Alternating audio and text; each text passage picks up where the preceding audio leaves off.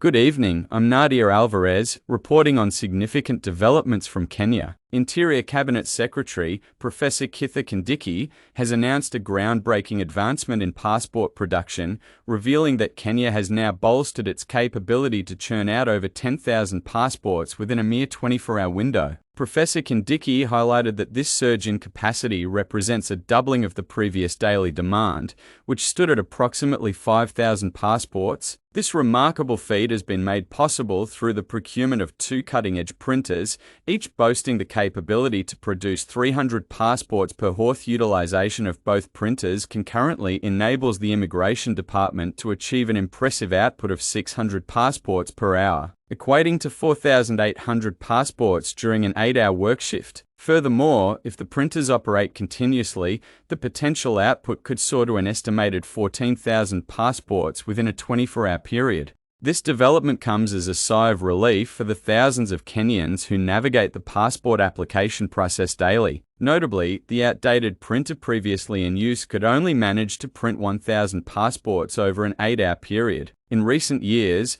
the Kenyan government has been actively addressing the persistent backlog issues plaguing passport issuance. Professor Kindiki has spearheaded crucial reforms within the Immigration and Citizen Services Department aimed at streamlining the passport application process and reducing processing times. Last month, the Cabinet Secretary unveiled transformative reforms, announcing that effective May 1st, passport processing would be expedited to a mere 21 days from the date of application. Furthermore, he outlined plans to further slash this timeframe to just 3 days, commencing September 1st, 2024. In his address, Professor Kindiki affirmed the historical backlog in the processing of the Kenyan passport has been conclusively